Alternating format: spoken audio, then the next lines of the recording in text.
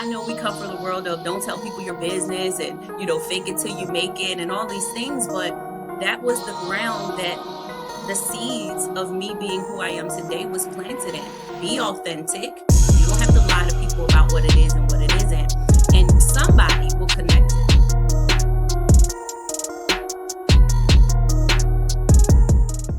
Welcome to another episode of the More Than an Agent podcast, where we interview dope insurance professionals that are impacting community, culture, and industry. I'm T. Priester, and I am joined today by Dr. Constance Craig-Mason. Dr. Constance, how you doing today? I'm great. How about yourself? I am doing well. I said welcome to another episode, but this is actually the first episode of our rebranded podcast. We had a podcast for a couple of years called the Soba Live Podcast, but we switched up the format a little bit. Last one was more of a group conversation. This is more one-on-one interviews. Like I said, we really want to engage agents that are having impact, right, and have conversations with them versus the group conversations we were having. But, Dr. Mason, you and I think we've known each other a little over a year now. We've talked several times on the phone. I just want to say this before we get into today's conversation. You are one of the most positive people that I've met, right? Aw. The smile says it all right there. Every time we talk on the phone, you're positive, you're upbeat, always smiling. Just out of curiosity, have you always been that way? Where does that come from? It's funny that you say that, and how honored am I to be one of your first guests on this installment of what you're doing for our community, meaning our people and our agents, right? I have not always been as joyful as I've been in the last several years. I actually grew up in what they would say would be a toxic home environment nowadays, the terminology goes. And so I found myself being really introverted. I was the quiet one. I just observed everything that was going on, never really had a voice. And so as I began to be a mother and a wife and being active in the community, especially my church, it allowed me the freedom to have a voice and to be a light. So I've always been a very kind person, but I just didn't know that me being a kind person was actually an advantage in our space. And I could bring empathy and enjoyment and fun to what it is that we talk about. We talk about some tough topics sometimes, Yeah. and people need to know that you care. They need to know that in some cases you've been in their shoes.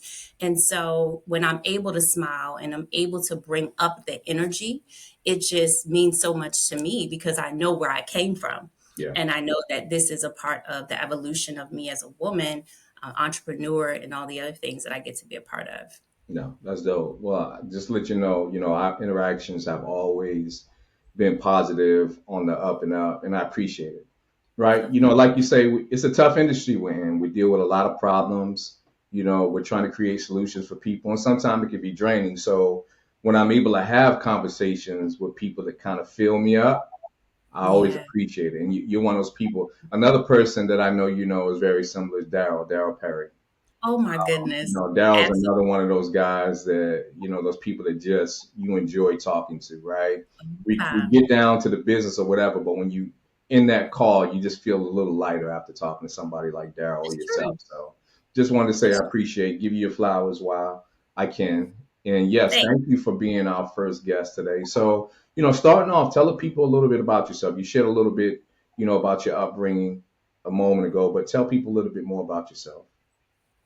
Yeah, so I started in the finance industry in January 2009. I started out with Primerica, so shout out to the Primerica village out there. That was like I like to call it boot camp. It was the Yeah. boot camp for financial services for me. I'd always been inquisitive, wanting to know about how things worked, how insurance works, how finance works. And I was learning as a young mom how to apply those things that I had Googled at the time, Yeah. and I would apply them to my life. So when I was introduced to Primerica, I was like, wow, people are actually out here teaching this stuff and earning an income from it. So I stayed with Primerica for about 4 years, a little less than 4 years. And I wanted to learn more. But I learned a lot from that industry and that company, but I felt like there was some things that I still didn't know. And so I started shifting to other insurance agencies. I started getting additional licenses. So I've been in this field for nearly 16 years now, continue to grow in designation and knowledge and passion. And it wasn't always easy because even as a financial expert, you're an entrepreneur. These licenses that we get, they make us an instant entrepreneur because you could take that license and start your own anything, right? Like you have started your own agency, start your own firm, like, and if you have never seen this done before or done successfully, like that can be challenging for your mental health, your well-being, for your revenue goals. Like it was a lot, but I have continued to maintain being in this industry because it means so much to me. It means so much to my family. And I can see the aha moments that people have when we're just sharing a regular conversation about how money works. That was something that I learned way back in 2009 from Primerica. So I always shot them out as my introductory to this industry. And I've just been able to take it from there over the years. Nah. So, we like to have real conversations here, and you just mentioned something that can be a little divisive, right? Yeah. Primerica, right? People Yes, either love it or hate it. So you it's true. started there.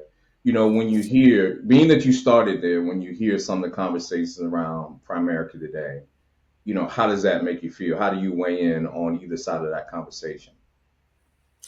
It's funny. I've had some of the greatest mentors in the business, and I will say, my first mentor was Lila Arthur. She is still in Primerica to this day. She's actually my kid's godparent, and we actually, being Black women in business, we have had to live with each other. We have had to help watch each other's kids. Like we have had to do whatever it took to uplift each other in this space. And she had very powerful leaders as well who fed her to be able to be that kind of leader. And so when I hear people speaking about Primerica in general, not just the insurance industry, I hear people saying about, oh, they're just all about recruiting, or, some of these people aren't, really practicing what they preach in the aspect of they're not really making the money that they say that they're making. And so they're struggling just as the clients are struggling. Some of them say that there are some practices that they don't agree with, like being pushy salespeople. I never treated people like that, and my mentors didn't treat people like that. So I can't speak to what's going on today because I left around 2012, I want to say. But I've had some great leaders, so that's all I can really speak to. And I know what it did for me. I know what it did for an up and coming entrepreneur, an up and coming Black woman in business, and someone who grew up in poverty and didn't know those basic things that they were teaching. So I can never speak ill of an experience I never had, right? So I Right. never had a bad experience of mentoring. I never had any clients say to me, that I had been in contact with, and that even my upline, Lila Arthur, she went on some cases with me, especially in the beginning. But I will say I hit the ground running. So in like 3 weeks, I was licensed and I was able to get paid off of what it was that I was teaching. So, and she was welcoming of that. She wasn't one of those type of uplines that was like, no, I'm going to dig deep into my recruits market. And by the time they get licensed, there's no one left to serve. That wasn't it at all. She encouraged me to do it as fast as I wanted to do it. And so I appreciated that as being like my boot camp for Yeah. financial services. No, Yeah. I appreciate that because we have these conversations sometimes, and we're going to talk about pivoting a little bit later Mhm. in the show. But right now we're in a time where it seems like people no longer can agree just to disagree, right? Exactly. There's this, you either right or you wrong, and if I think you're wrong, we have a problem, right? We're seeing this right now around the whole political It's so true. landscape with the election, right? Yeah. If you're for Trump, you're this, and if you're for Harris, you're this. There's Mhm. no, agree to just disagree, right? Right.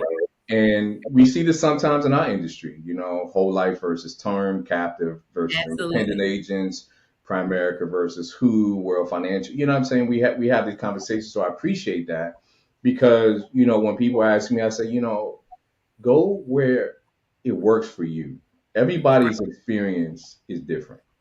You know, Exactly. this is my 22nd year in the industry. I've been with some good companies. I've been with some bad companies. And at the end of the day, I started my own company, right? That's right. I learned from the bad, took the good, and started my own agency, about 10 years or so ago. So, I appreciate you sharing your experience because I'm the same way. If it works for you, it works, right? Right. Just don't become, cultish where that's the only thing that works, right? Exactly. That's kind of what gets me is when people are like, oh, this is the only way to do it. If you're doing anything different, then, you're not really, about the industry. We don't want to have those conversations. If it works for you, let it work for you, and if it Right. doesn't work for somebody else, be understanding of their situation and what does not work for them. So again, appreciate that. Now you said you've been in the industry how long now? January will be 16 years. Okay. So was Primerica your first company? It was. Okay. Yeah. Did they recruit you to the industry? Healthcare. I came from the healthcare industry That's prior to okay. Okay. that. Mm, So your introduction to insurance was on the healthcare side? right. Okay. Yes. All right. Yeah. So that's dope. So you went to help from healthcare, then you got into Primerica. So one of the things that, we talked about on the phone here recently was, you're doing things a little different when it comes to how you prospect, right? Right. Right. So, you kind of have gotten away from traditional leads, right? You were like, leads don't work for me. Been there, done that, doesn't work. So you kind of pivoted to something I think a lot of agents used to do pre-COVID, right? Okay. You've gone to speaking. That's how I you have. get your prospects. You speak. So we used to do lunch and learns and all that kind of stuff. Then COVID came, shut everything down. We couldn't do that anymore. So, kind of speak to us about why you said, I'm not going to, be out here buying leads and, doing things that a lot of agents do. I'm going to get back out here and connect with people and get in front of them and speak. Walk us through that process, how you came to move from the leads to getting back to speaking. You know what's so funny? And it's funny because we were just talking about Primerica, right? And so, way back then, when I was slightly still introverted, I really didn't want to be in the front of the room. And growing up as the youngest baby in the house and growing up in the time where they were like be seen and not heard, it was not the thing for me to think that I had some value to offer to be in the front of somebody's room. Now, I was the type of person where if I learned something valuable, of course I would share it, but I would share it one to one. I would just, hey, did you know this? Did you know that? But I didn't find it comfortable to be in the front of the room. And what Primerica would do, and this is no, endorsement of them at all, but I'm just saying from my experience, as soon as you would learn the fundamentals, as soon as you would apply the fundamentals, as soon as you would let someone else know about how money works, you would get the opportunity every week, if you were consistent, to get in front of a room of your peers and possibly even some guests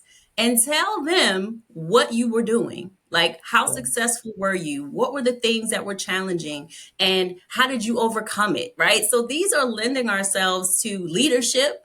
This is lending ourselves to being teacher. This is lending ourselves to being vulnerable in a public space, but still powerful. And I didn't know that that was a thing. And so every little thing they would celebrate, right? If you invited someone, they would celebrate it. If you closed your first life app, they would celebrate that, right? If you were the first person in your family to be an entrepreneur, they would celebrate that. And so that is where I learned to get in front of the room and just share your experiences, because I know we come from the world of don't tell people your business and, fake it Yeah. till you make it and all these things. But that was the ground that the seeds of me being who I am today was planted in. Be authentic. You don't have to lie to people about what it is and what it isn't.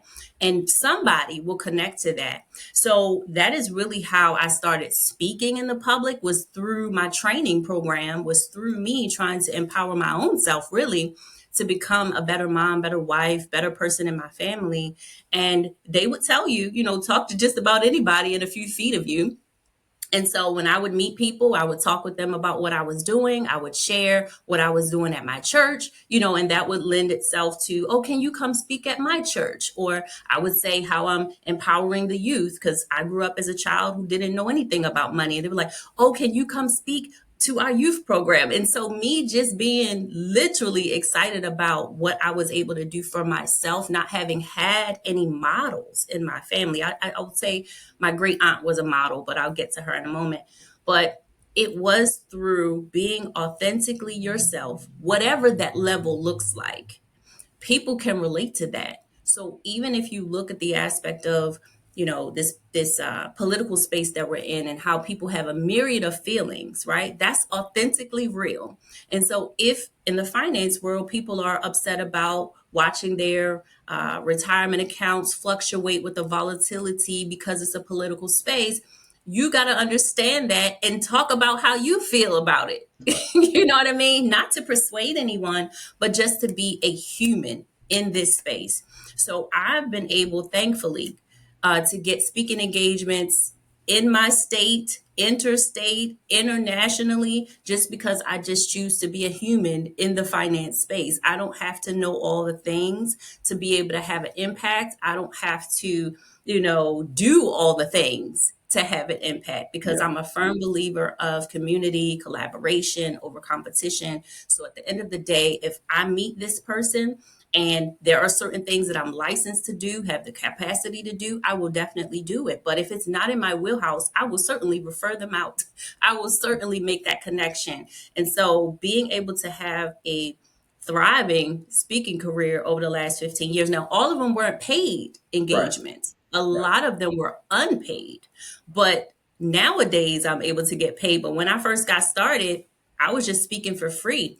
And there's nothing wrong with speaking for free. But one of my mentors in the speaking space told me that you have to be able to leverage the free opportunities to get leads. You have Right. to be able to leverage your give back to something that would allow you to have yet another speaking engagement that could be a paid opportunity. So I don't see any of these opportunities, paid or unpaid, as a loss. I see them as, how can I use this to get my message out? How can I use this to impact people better, whether it's my colleagues laterally or the people that I'm in front of in terms of the congregation or the attendees at the conference? I feel like you should never walk away from any opportunity that someone gives you to get in front of the room. You should never walk away with that empty handed. So Right. you have to go into it knowing what you want to get out of it. So if you have products like books or toolkits or anything of that, you should be able to offer those things if they allow it. You have to ask them, of course, but ask them at the beginning of this process. If you can't pay me my fee, what am I able to do? Am I able to get the email list from the registrants? Am I able to sell and have a vending table? Like, you should never walk away with nothing, because at the end of the day, even when we're volunteering our passion, it still needs to allow you to position yourself to the next level, whatever that looks like for you. This week's episode is sponsored by Black Ivory digital marketing firm. Black Ivory specializes in creating content for the culture, ensuring that your marketing represents you. Whether it's a promo video, a YouTube thumbnail, or social media content, Black Ivory has you covered. All SOBA members get 50% off their first promo video. Go to blackivorydmf.com, use promo code SOBA, and get 50% off your first promo video today. Now back to this week's episode. No, I think that's important because a lot of agents have moved solely to prospecting on social media, right? Mm-hmm. They don't get out and meet people. They don't network. It's all social media, social media, social media. And don't get me wrong, social media is a great tool. I mean, it really expands your reach, but there's Right. something to getting out in your community and Yeah, meeting people face to face, it's true. right? There's still something unique there that we have not been able to get online. I have a telesales agency, full transparency, right? We started about 6 months before COVID. I live here in Atlanta, and people have heard me tell the story over and over again. I got tired of driving up and down 85 and around 285 for people to stand me up, not show up, not call Right. me back. And I said, I want to do something different. So, I went heavy into telesales, and then COVID came, which forced our hand anyway. Right. But, after COVID, I kept that model, but I still do things in the community, Right. right? We still host events. We still do educational seminars. I still do Mhm. speaking engagements, right? We got the holidays coming up right now. So, we're Exactly. trying to find ways as an organization as well as an agency to support our local community, right? It's Mhm. not only about showing up to sell, sell, sell. Right. It's about supporting as well. And the best way to do that is to get out and get active in your community. So I definitely agree with that. So when it comes to, you getting the engagements, have you found that that's worked better for your business when it comes to your overall prospecting model versus just buying leads? I tried to buy leads one time, and it Only was not once? one and a half. Okay, okay. The half part, and I won't say the name, it's a well known finance person out there who was trying out their new lead program. And so I had signed up for that. And it was only like $200, I guess, was the initial amount of money. And so I paid the money, I got the leads, and the leads were not good leads. And so I hit him up and I said, these are not good leads. So he offered me a refund. I said, fine. Then there was another bigger organization that does these leads all the time. And the way they do it is they allow you to kind of do like the evergreen webinar situation Yeah, where you pre-record and then they put it out as live. And I said, that would be great because this is one of the messages that I speak all the time. So this would be perfect to record this, put it out, and then I'll be able to get leads. When I tell you I had to pay like $5,000 for this program, and the mm, leads they were giving me at the time were outside of my community and outside of my age range. And I was like, but they said I had to pay for the households that attended the webinar. So I had right. to pay all this money, and the leads were outside of the space of where I served. And Yeah, so I told them, I said, I don't feel like I'm definitely not renewing, right, for the next month. I said, but I can't do anything with these. And they made me pay. They didn't make me pay every dime, but they made me pay like 75% of the lead program for that month. And I was livid because I'm yeah, like, now I'm a firm believer in investing in yourself and investing in your business to scale and grow. And sometimes we have to pay for things like this. And I definitely didn't mind it, but I was like, I got nothing from it. I literally got nothing from this money that I had paid out. And so that was not a good experience for me. But I didn't start this industry in a lead space. I started right. it one to one, connect one to another, and then get in front of the room. And then the other thing about that is when people were not, hitting me up to have these speaking opportunities, I decided to start my own platforms. So I would create these Saturday 4-hour events every quarter where I called it Who's on Your Financial Dream Team? That was the seminar. Who's on your financial dream team? And so I would get other agents, bankers, loan officers, real estate agents, state attorneys. Like I would get all of these peers in the space and they would come out with me on a Saturday once a quarter and we would do like a Q&A with the people in the community. And we would have these color coded cards, and the color coded cards would be about a certain topic. So, say yellow could be tax, and green could be credit, and different things. And so the panelists, they knew what their color was.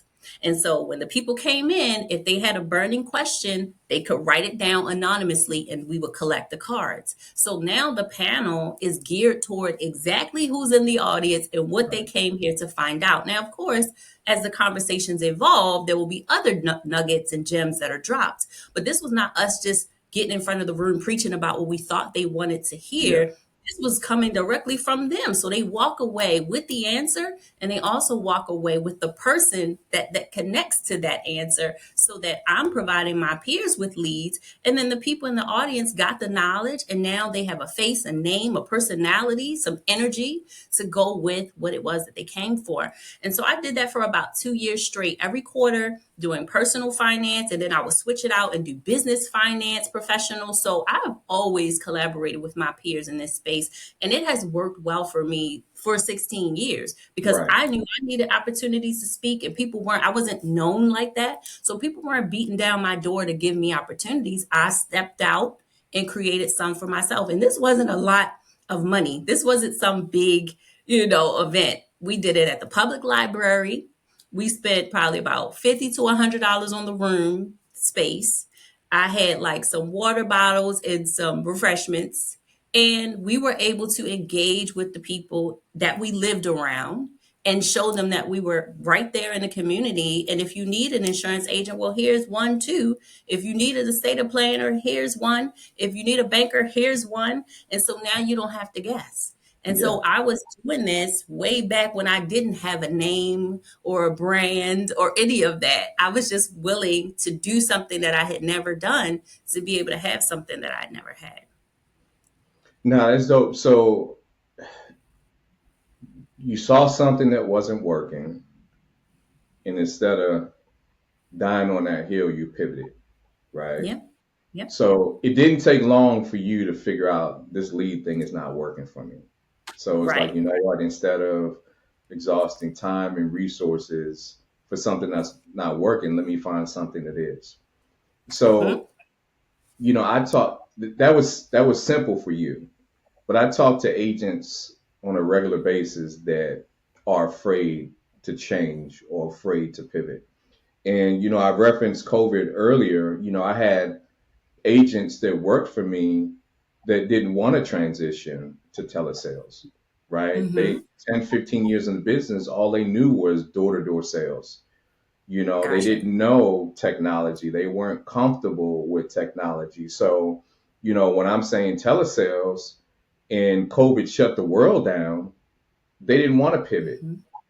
And Yeah. unfortunately, some of them are no longer, you know, in the industry today. So, Yeah. you know, I want you to speak, you know, to the agent that knows their situation may not be the best for them, right? We're in an Hmm. industry that has a 90+% fail rate. And I think Wow. some of that is contributed to people not knowing other opportunities that are out there for them. Like you said, this license opens up so many doors for you, right? It does. If you just have a life and health license, you can sell Medicare and term and whole life in different markets. You can target the final expense, the retirement community. I mean, there's so many things you can do with it, but depending on how you recruit it, you may not know those opportunities. You know, like you said, you started with Primerica and then you found other opportunities and you were willing to make a Right. change to better suit your career. But, you know, some agents, one, don't have the information about the full opportunity, or when they find out, you know, they're a little hesitant to Mm. change because they're comfortable with where they are. So speak to that agent that knows that this may not be the best situation for them, but are a Okay. little hesitant to pivot. And I can speak to that in a couple different ways. So, one way was that I created my own platforms because there were no platforms at the time for me to build a brand on. But the other thing is maybe insurance sales per se, commissions is not the only way that you get to generate revenue. Okay. So at the end of the day, again, I invest in myself often. So whether it's speaker coaches or mentors in entrepreneurship, marketing, um, of course, getting additional designations, continuing education, all of that allows me to know that I have to continue to invest in myself so that I can be ready for opportunities that may come up that someone's not giving me, but that I'm going to try. Right. And so, one of my speaker mentors, she taught me that I needed to have multiple streams of income.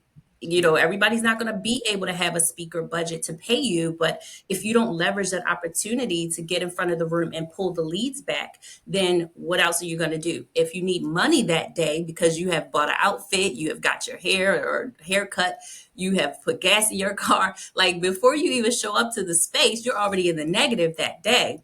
And Hmm. you're like, I need to come back with something, right? And so I have been able to learn how to use books as a way to have that low hanging fruit where, okay, if they can't pay you to speak and you may or may not get the registration list from them, what else can you do? So if you have access to even a collaborative book project, something that you didn't start or host, but that you were a contributing author to, then you can get a bunch of those books wholesale and come to the event and ask them if you can sell. Now you're able to get money that day from selling $20, $25, $30 books. And if you have enough of them, you might come away with a couple $100s. But the Right. point I'm making is it's not always the check to come and speak somewhere. It's not always the registration list because some people gatekeep that and sometimes they should, right? To protect people's privacy and all of that.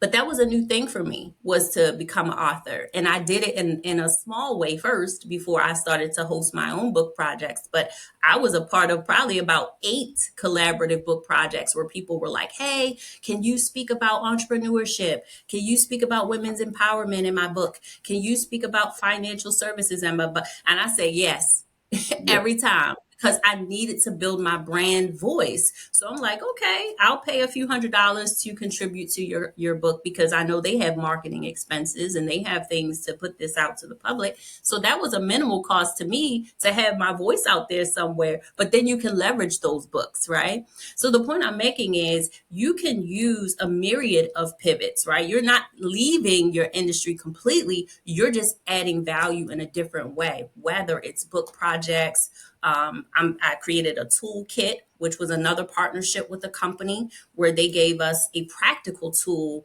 with how you could save that money that you've been talking about saving. Like well, actually, I have it right here. It is a paycheck power booster slider tool. And it's a company that makes all kinds of slider tools. They make them for retirement. They make them for TSP plans, for debt.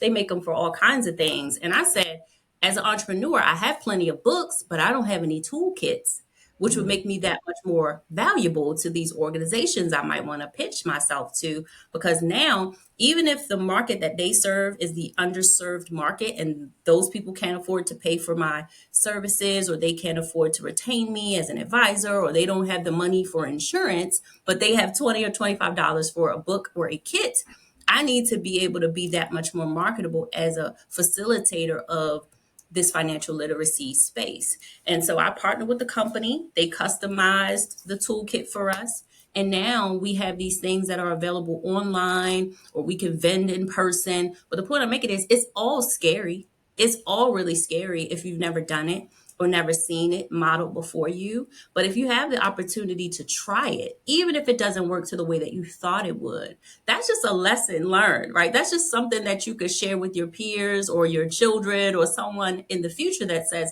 I didn't give up because it got uncomfortable. I didn't stop because it got uncomfortable.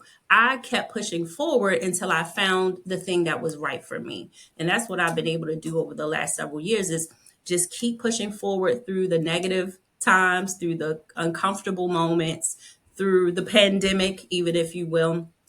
We built a bigger online, my husband and I, we built a bigger online presence during the pandemic than I had ever had.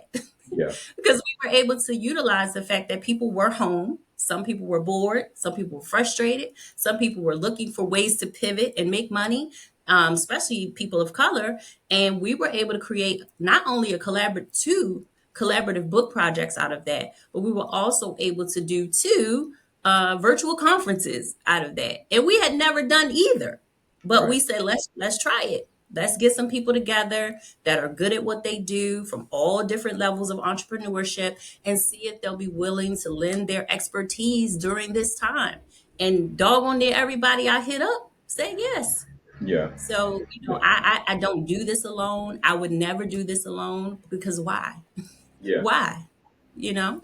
No, it sounds like you have an entrepreneurial mindset, right? A lot of people that are bought into this industry are just trained to sell, sell, sell, right? Mm, That's all you do. So you said you came from a background with healthcare, then you joined Primerica, then you launched and started doing your own thing. So where did that entrepreneurial mindset come from?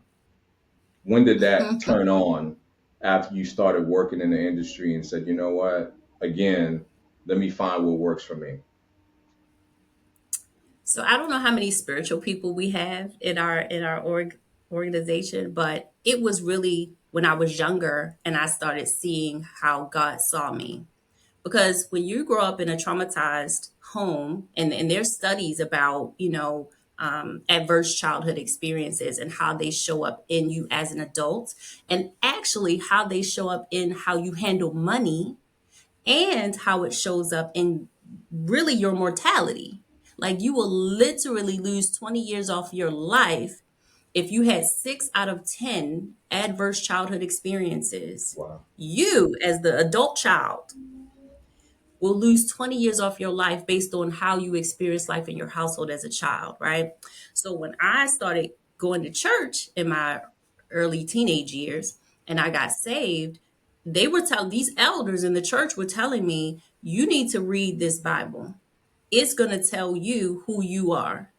It's going to tell you who God is. And once I started reading that, I had to literally reprogram my mind as to if he says that I can have more than enough, but I'm living in poverty, that's a conflicting thing. But I had to be eager enough and desperate enough to be like, if this is what he's saying, and this is what I'm seeing in these elders that seem to have successful, calm, loving marriages and lives. And I'm like, I'm just a young teenager. I'm like, how does this happen? And they're steering me towards this one particular place. I'm like, okay, I got to read this stuff and see what it's about. Right. And once I started doing that, that's when my vision started opening up. I hadn't done anything yet, right? I was still a young single mom struggling. I had not actualized any of the stuff I was reading. It was just the fact that if somebody said I'm good enough, I'm going to believe it, right? And so once I started believing that, I could have more than what I saw. I could do more than what I saw.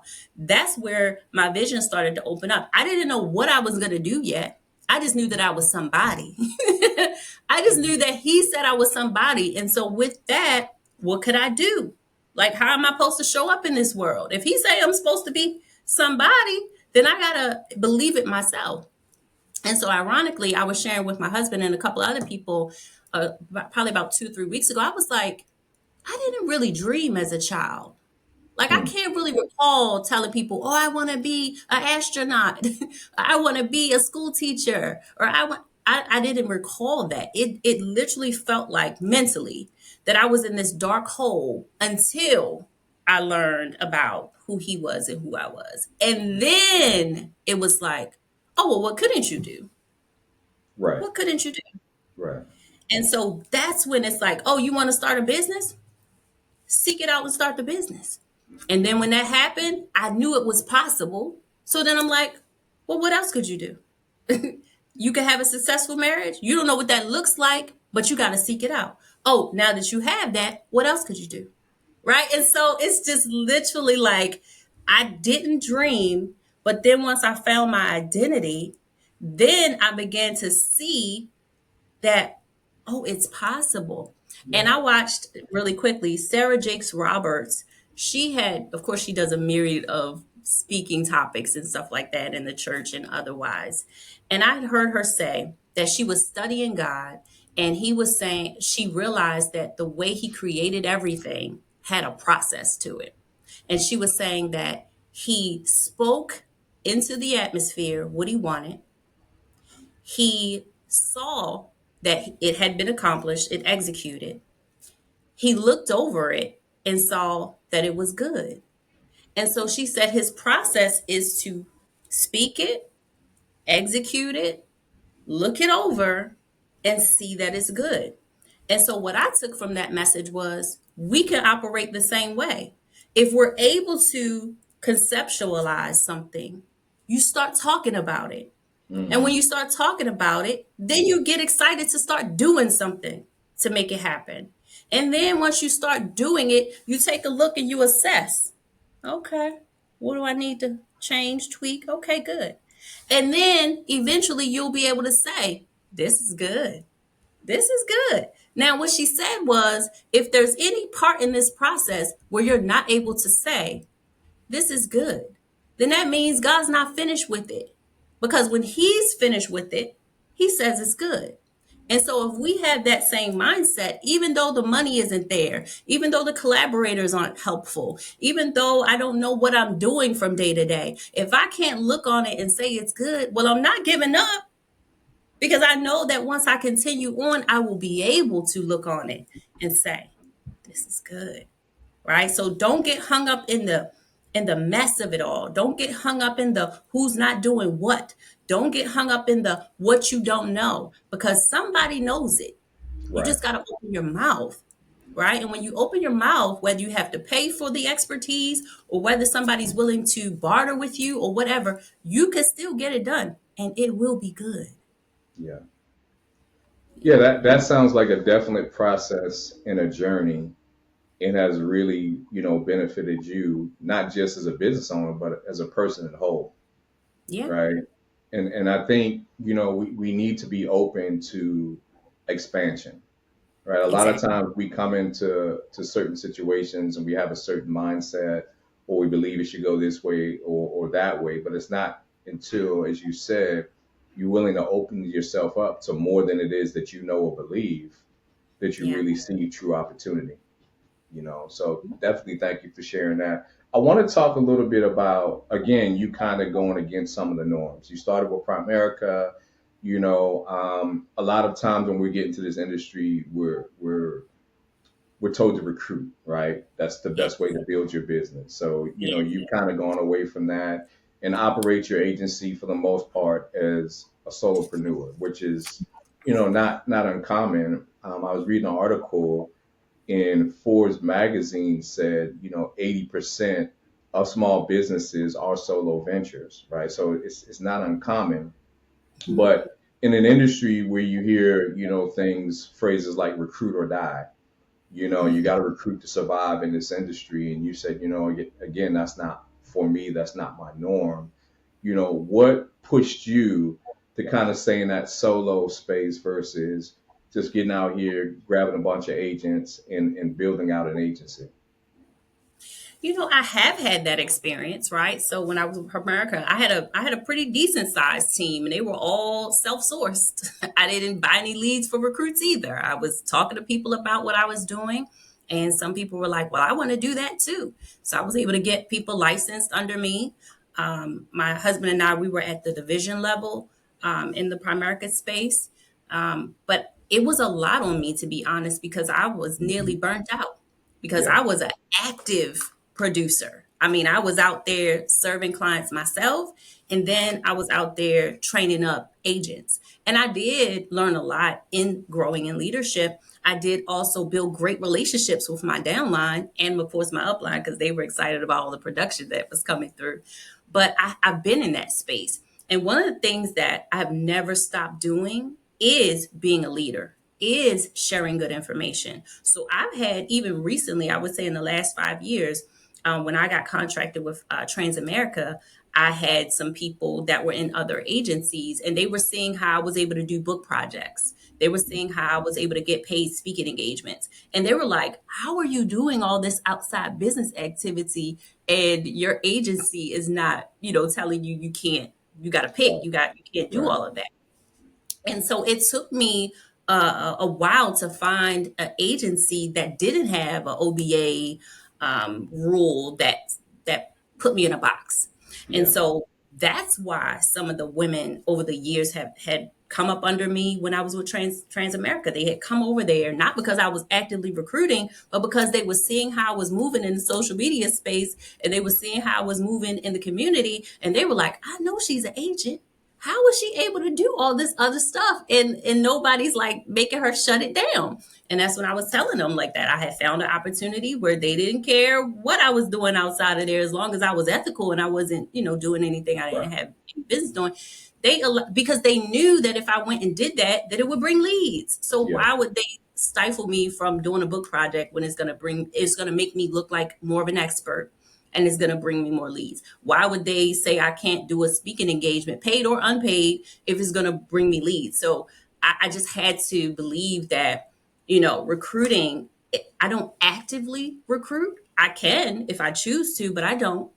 And the other thing is, like I just said, community collaboration over competition. So I will bring anyone under my wing and show them what I know. I don't have to get a what do you call it, a override off of what I've taught you to do just to be able to show you how to be in this business. So at the end of the day, I feel like we always have to be in the idea of leveraging our relationships, not using people, leveraging your relationships. At the end of the day, that's what I've been able to do with the book projects, with creating my own speaking engagements for other people to come and eat, and watching this industry evolve in a way where I don't have to be a backbiter. I don't have Hmm. to talk bad about anybody. I'm just here to and educate, to mentor, to empower. And that can look like a bunch of different things. Right. So you mentioned, Black women. One of the things that, I started to show off with is we interview agents that are having an impact in community, culture, and industry. And, one of the things that we discuss when we talk on the phone is your support of Black women in the industry. Talk a little bit about that. What does that look like?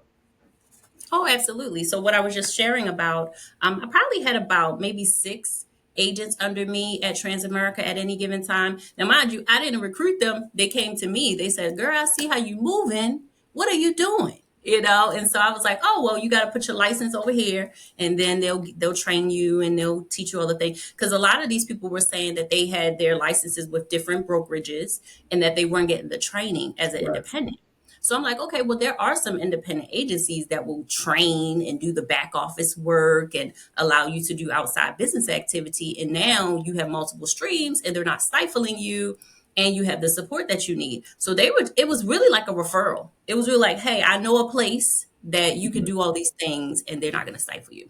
So ironically, all these women that came up under me were Black women licensed in various states, and they were like, you gotta put me down, you gotta help me do this. And so I would. And to be honest, a lot of them are in my book projects. Nice. Okay. Because I'm like, okay, well, you need more exposure, contribute to this book. Tell us what you do. Give us your perspective. And so I've always felt like if I have an opportunity, I'm going to tell somebody about it. It's up to them what they do with it. You know what I mean? It's no hard sales tactic at all. It's I'm trying to be what I needed when I came into this business in Yeah. 2009. I needed mentoring, I needed some coaching, I needed some a self-esteem boost, I needed leadership. I needed to know systems and processes. I needed to know that you serve your clients, right? You build relationships with them and not just sell to them. And I didn't know how to do that. So I needed leadership to show me. And so once I saw that that worked, I became that. Hmm. Hmm. We're starting to see more Black women into the industry. Why do you think Mhm. that is? I think because we're naturally empathetic people, I think that we naturally want to take something and make it bigger or better and work well. I think that we're naturally relationship builders. We love doing stuff together with others. And so when you put that mix together in a sales environment, your peers respect that. Your clients feel like they're being seen and heard and related to. And I feel like that's what works, at least for Right. the women that I've been able to be around, be mentored by, and to mentor as well. They have that common thread. Like they love what they do and they have to pay their bills as well, but they're not out here leading with how much commission they're gonna make. It Yes. comes. It Yeah. definitely comes. Like when you're doing the right things for the right reasons, that money comes. And I would like to say, something about how we need to balance that, because I was really, really sick a couple years ago. I mean, it just came out of nowhere. I thought I was doing well. My business was fine. My marriage was fine. My kids were growing up and out. I had a grandson on the way, and my body and mind crashed at the same time. Now, this was before the pandemic. So I had been struggling for like 2 years straight trying to get my well being together. And then the pandemic hit, and then everybody was shut in. And so that didn't help me that way.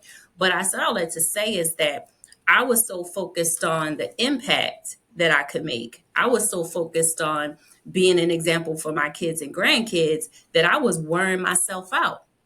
And so when I Mm. got sat down physically and mentally, when I got sat down and I was frustrated about it because I'm like, I'm part breadwinner in this house. I can't just be sitting down, but my mind and body was like, oh, you will. You will sit down. And so from 2019 to probably about, let me see, what was that? about 2020, no, 2022. Yeah, till about 2022, my income was in the toilet. Like Mhm. when I really got down, I had to file short-term disability. Shout out to the benefits Mhm. that we tell everybody about, right? I had to file for my short-term disability and I ended up being on two different types of short-term for two different illnesses. But the point is, I was able to sit down for a year straight and have income. It wasn't what I was making, Right. but at least I had something coming in to where we weren't in the streets. But the point I'm making is last summer in particular, I started really, really prioritizing my well-being.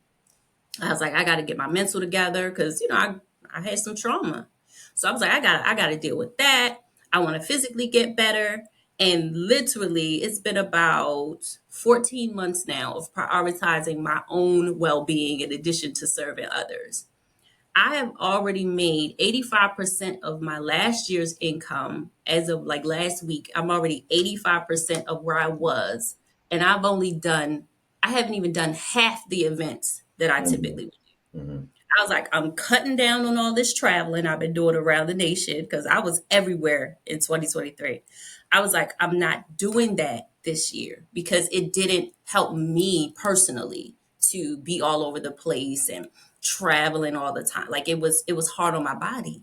And so I chose me, and that's okay. I chose me. And now, and I'll even give you the numbers just so y'all can see what I'm talking about. So when I was sick in 2019, I got sat down. I wasn't making no money. 2020, the pandemic hit, but we were starting a book project to help people and do the conference. I made about 17,000 in Mhm. 2020. 2021, I earned about 38,000 because I was feeling better. People was starting to come outside a little bit. 2022, I made 78,000. 23, 120. And right now, I'm at 102,000 with like 45,000 in pending commissions. And I still got 5 events to do the Yeah. rest of this year. Yeah. The point I'm making is it took me 49 to 50 events over the last couple of years, every year. And I've only done like, let me see, what have I done so far this year? 25. I've done 25 events for this year, where normally I would be at like 45 by this time. That's crazy. Yeah. So again, it served its purpose of getting me consistent leads. Because when you think about it, if you do 49 to 50 events, that means you somewhere every week speaking. Paid or unpaid, but you out there. Yeah. That was a lot on my body. Yeah. So I said, well, how is it that I chose me, but I'm making way more money in less time? Because I only work 3 days a week. I Okay. cut all that down. Mhm. Mhm. I work 3 days a week and I've only done 25 events so far. And I only got 5 more that I agreed to do.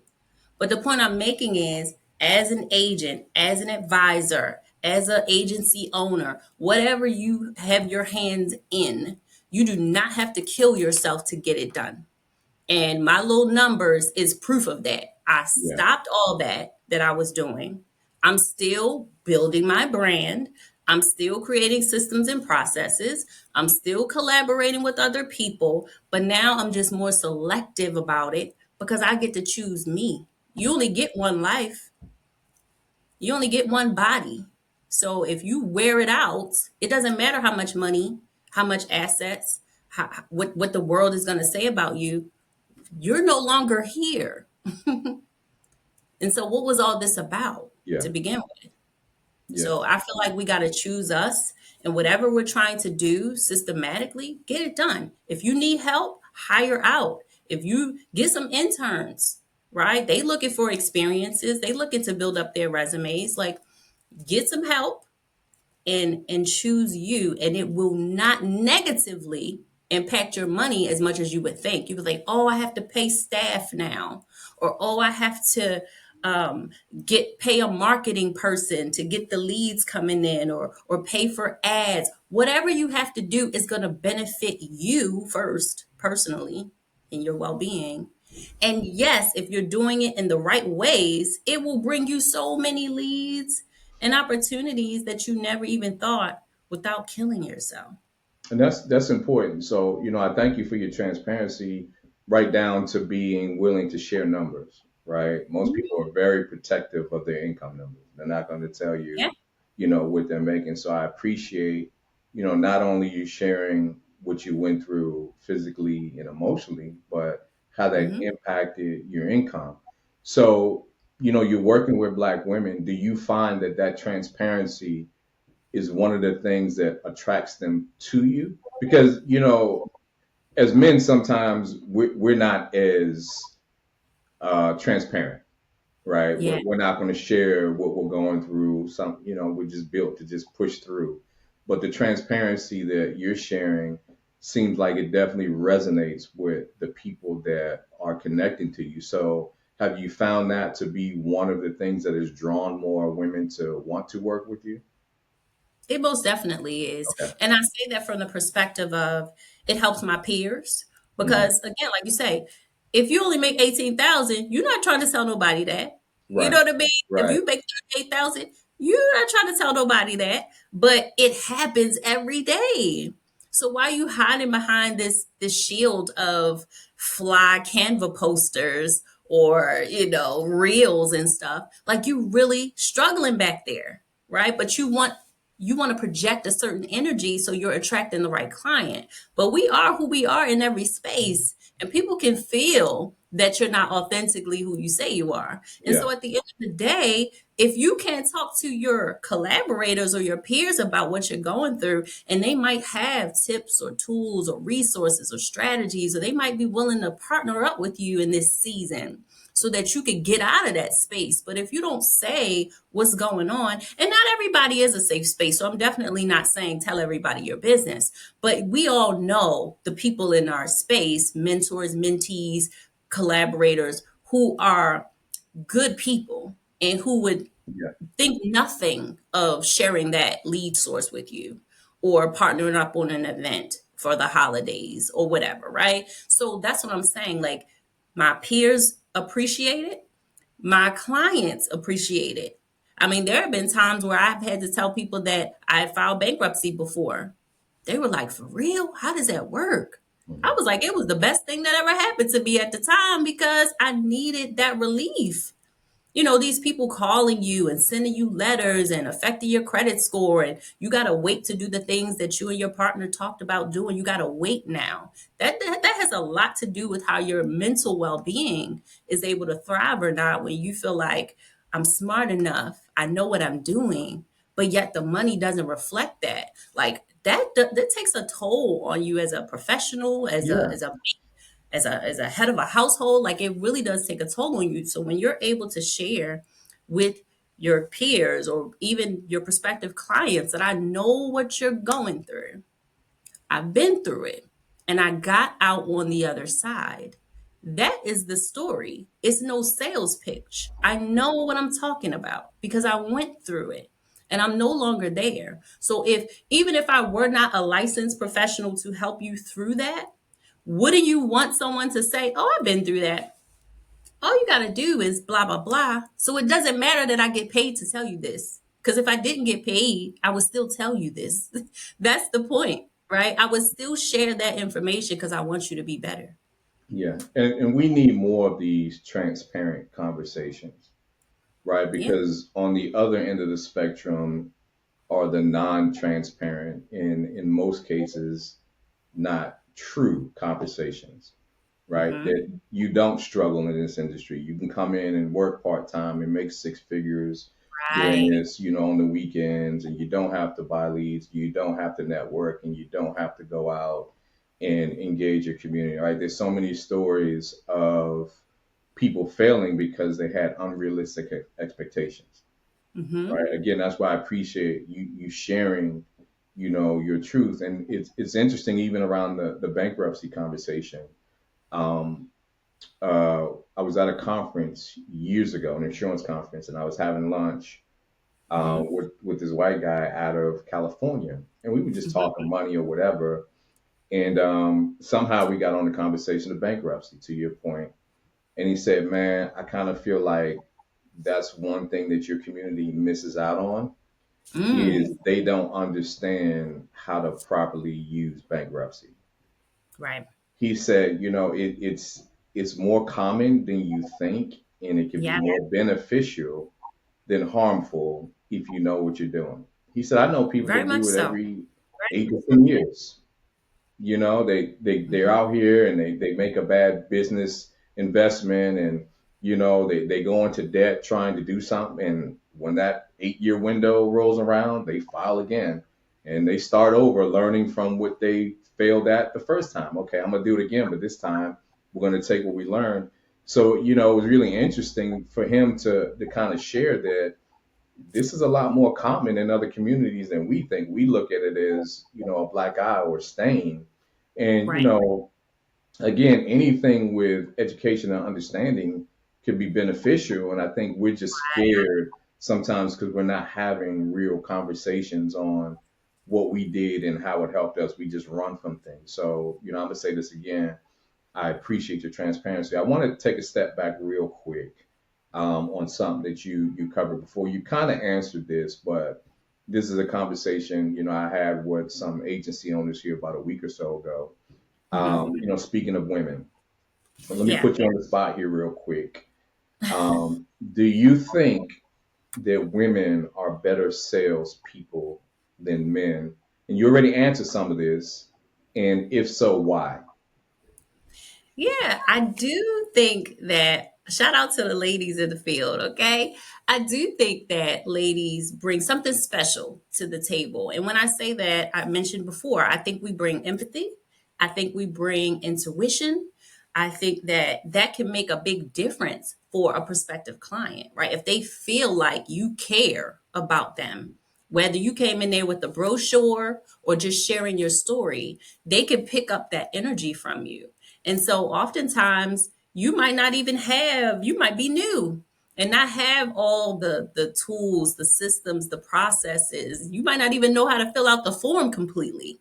But if you're able to connect with the person and they can tell that you really care and you are able to act out this transaction for them, then why wouldn't they do it? Why wouldn't they utilize your services? So I do feel like I'm biased, right? Because I am an empathetic person, but I do feel like the reason I got into this business was the same reason why I stay in this business is because me learning more about money changed my life. Hmm. And so if I come to you with that same passion, whatever you want to change about your life, you're going to see that in my story and you're going to take action on whatever things you can take action on.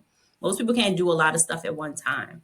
But if you build a relationship with them, you'll be able to come back year after year and work out the different steps of what y'all talked about. Hmm.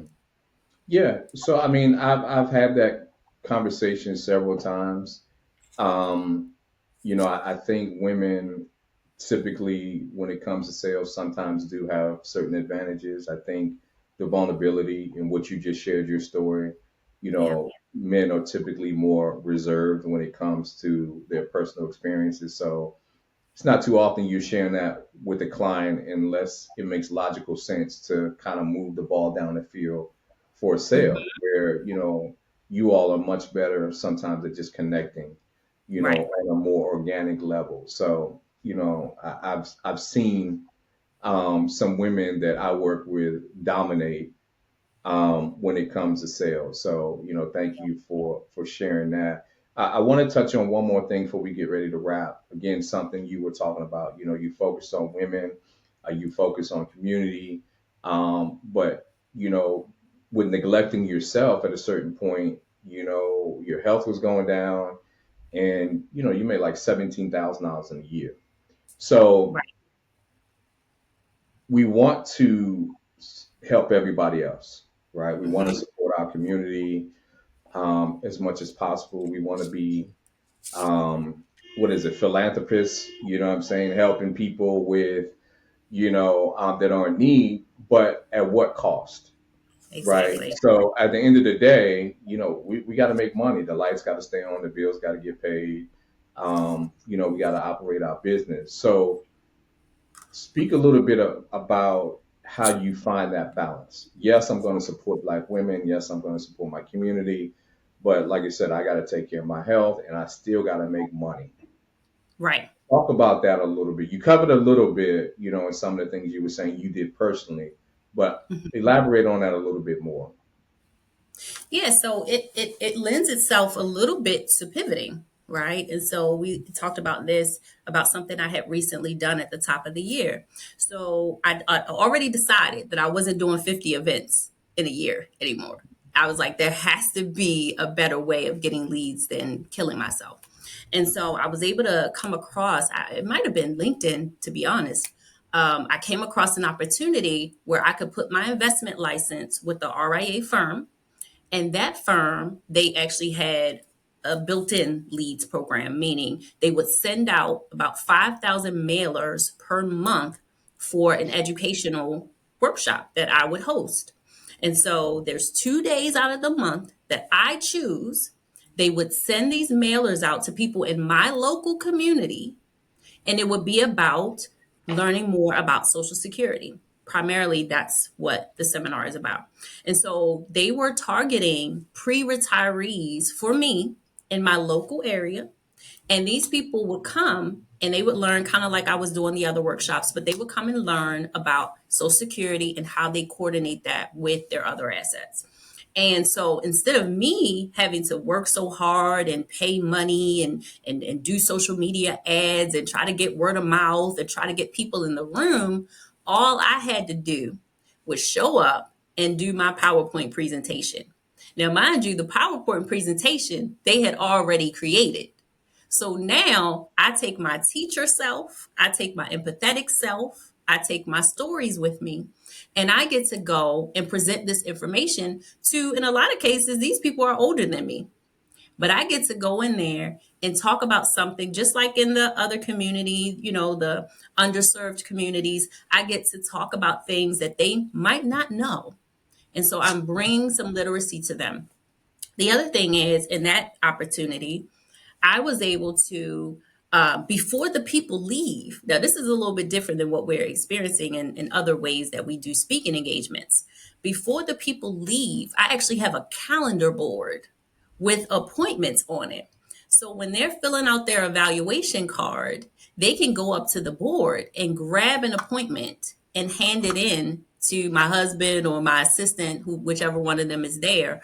But they can hand it in and say, here's my evaluation of today's workshop, what I learned. Here's my contact information, and I want an appointment with her. Here's the appointment. So now there's no lead follow up. There's no data entry and email that has to go out. There's no phone call that has to go out afterwards. When they leave, I know exactly who I'm meeting with in the Right. next week or two. Right. That changed the game for me because a lot of us have prospecting issues. A lot of us have, how do I get in front of as many people as possible so that week to week I have somebody to go and see? Well, they took that problem away because they send out the mailers. I don't even know who I'm going to meet until I get there. Then the other thing was, what am I going to say when I get in front of these people? Do I have to create my own custom presentation? No, they already had a presentation for me to speak on. I just had to bring myself to that presentation.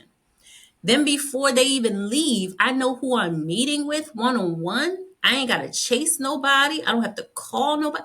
So I'm leaving here with actual leads, right?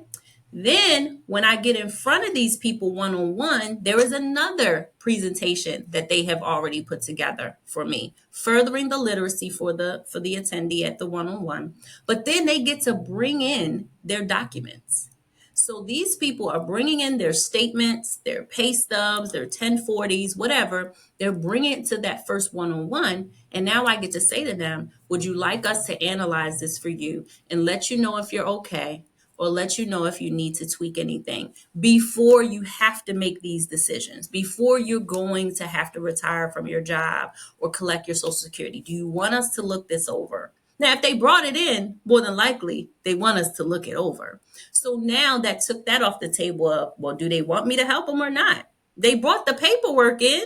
And Right. then the next step is analyzing and doing what we said we were going to do. So we analyze it. And then the next time we get to present something to them that is their numbers, specifically their numbers, not hypotheticals, not illustrations of things that don't relate to them, their numbers. And at that point, they get to say, you know what? This is amazing. I think I need you to help me make those tweaks. I think I need you to go ahead and roll that over. So now, instead of me being in 50 some different events, two a month, that's it. Gotcha. And it's in the same week. So I create two events in the same month that I just have to find the place. They let me find the local place that I want to be. But other than that, they send out the mailers, they do all that stuff. So I show up, do my thing, follow the systems and processes that they've already put in place for me to be successful. And then, like I said, I've made more money, and this year isn't even over. I made more money than I would have made had I been running all around the United States like I was in 2023. And I'm like, I know this system now. It works for me. I only have to do, of my own choosing, I only have to do 3 days a week, a few hours a day. And I know exactly who I'm meeting and what we're talking about. And when it's done, I go home to my family. I'm Right. not 24 hours a day prospecting people because somebody hit me up on Facebook at 2 a.m. Because that's what I was doing. Like when somebody would hit me up, I got to get on that lead because another agent might get what? So now I have balance to my life and I'm making more money. That's what I wanted to drive home is that yes, you might have to pivot because I was not really solely focusing on pre-retirees the 15 years that I've been doing this. I would talk to whomever wanted to talk to me, Right. but primarily I was dealing with underserved communities, people of my age group because it's relatable. But when I found that these pre-retirees didn't know just as much as the young people about all this money that they have saved and invested over the years, they still have these aha moments. They still have these fears and concerns. So it really didn't matter the age of the people that I'm getting in front of. I'm still the same me in Yeah. front of whatever age group. I can still add value. I can still have a relatable story. I can still follow systems and processes. I can still have a life of my own that isn't based around serving all the time. And I can still show my kids that whether they pick a W 2 life or entrepreneurship life, however they choose to do it, they can create a life that they want to have. And so I'm living example of how you have to try new things. You have to pivot at times, but what you don't do is give up. Yeah. No, it's very important to have those systems in place again because there is a thin line between helping your community and going broke, right? I've seen it. I've experienced it. I shared a couple of years ago that I said I'm gonna take a whole year and focus on supporting community campaigns, and my income went down like 33%. Wow. Because I didn't have predictable systems in place. It was just more of an emotional thing. I just want to get in the community Right. and help people doing all these free seminars and webinars and showing up. But to your point, I didn't really have a system in place to take these people from just attending free events or seeing me out in the community to actually engaging me, which could potentially lead to a sale or referral. Right. It only took me that 1 year before I said, you know what, I'm not doing this again. And when I put those systems in place, I was able to convert those people in some way or another. Not Mhm. everybody's going to buy. Some Right. people are just great cheerleaders for you and send people your way or open Absolutely. other doors for you. So, to your point, it's very important to have those systems in place. So, as we get ready to close, I want you to share a little bit about the Money Talks campaign. You talked about it a little bit earlier on one of the things you did, but share a little bit about that. Give us a little update on how that campaign is going. Oh, great. Thank you. So last year we launched Money Talks Volume 3. So it was the third book of the trilogy we had started in the pandemic. So the first two books were with Black married co-author couples. And those books were really about how do you navigate love, money, and entrepreneurship. And we launched them during a time where people were just uncertain about how they were going to stay together, how they were going to pivot in business, if they were going to stay at their jobs or if they had shut down. And so we were able to provide inspiration and talk about how we were all doing it. And so collectively, between the 3 volumes, I want to say we've engaged probably about 57 co-authors between the Nice. 3 different volumes. The one last year was really special to me because it was my peers. It was all financial experts in there across the nation. Daryl Perry was one Mm-hmm.